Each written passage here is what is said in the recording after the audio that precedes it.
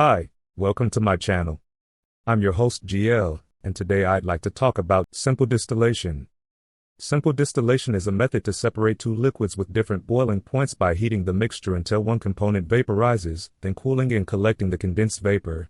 Unlike other separation methods like filtration or chromatography that separate based on particle size or absorption, distillation relies purely on the difference in boiling points. You know, I love explaining this to my students using a coffee maker analogy. Just like how your coffee maker heats water to create steam that rises and drips through the coffee grounds, simple distillation works the same way, but we catch that vapor and cool it back down. Think about trying to separate water from salt water. The water says see ya at 100 degrees Celsius and floats away as vapor, leaving the salt behind, kind of like a teenager sneaking out of the house while their sibling stays home. When we cool that vapor down, we get pure water without any salt. The process involves placing a liquid mixture in a heated flask connected to a condenser, where vapor travels through and cools down, then drips into a collection flask.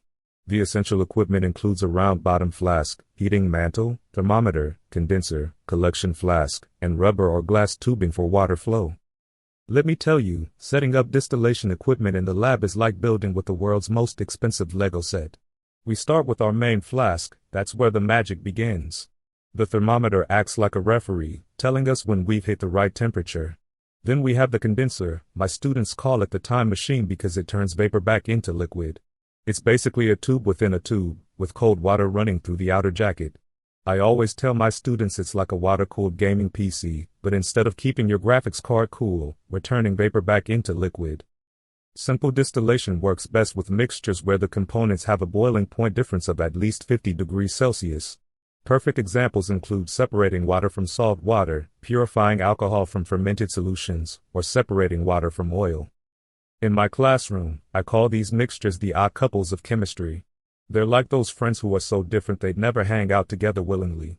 Water and alcohol are like a strict parent and a rebellious teenager. One wants to stay put at 100 degrees Celsius, while the other is ready to party at 78 degrees Celsius. Salt water is another great example. The water gets so heated up it literally ghosts the salt, leaving it behind like a bad date. But not all mixtures can be separated this way. If their boiling points are too close, they're like twins who refuse to be separated. Boiling point is the temperature at which a liquid turns into vapor, and it's the key principle that makes simple distillation possible. When we heat a mixture, the component with the lower boiling point vaporizes first, allowing us to separate it from the other components. Think of boiling points as each molecule's personal breaking point, the temperature where they just can't take the heat anymore and float away. I tell my students to imagine a swimming pool on a hot summer day. The water molecules are like people in the pool. Some folks, let's call them ethanol, can't handle the heat and leave early at 78 degrees Celsius. Meanwhile, the water molecules are like those die-hard swimmers who stick around until it hits 100 degrees Celsius. This difference in when molecules peace out is exactly what makes simple distillation work. Vaporization and condensation are the two main phase changes that drive simple distillation. During vaporization, liquid molecules gain enough energy to break free and become gas, while condensation happens when these gas molecules lose energy and return to liquid form. This is exactly like what happens when you take a hot shower. The hot water vaporizes and creates steam, that's vaporization. Then that steam hits your cold bathroom mirror and turns back into tiny water droplets, that's condensation. In our distillation setup, we're basically running a controlled version of your steamy bathroom. I like to tell my students that the molecules are just playing a game of hot potato. When they get too hot, they jump up as vapor, but then they hit our cold condenser and it's like jumping into a pool. They cool right down and become liquid again. And by the way, if you are enjoying the video so far, do me a quick favor. Hit that like button. It really helps support the channel. And it only takes a second. Simple distillation is used widely in producing drinking water from seawater, making essential oils from plants, producing fuel from crude oil, and creating perfumes. It's also used to make distilled water for car batteries and medical equipment. Believe it or not, you probably benefit from distillation before you even get out of bed in the morning. That gasoline in your parents' car? Distillation. Your mom's fancy perfume? Distillation. Even that bottle of pure water you used to fill your fish tank went through distillation. It's like the secret superhero of separation methods, quietly making our modern lives possible without getting much credit. My favorite example to share with students is perfume making. It's basically just convincing flowers to give up their smell through distillation, kind of like getting a teenager to share their secrets.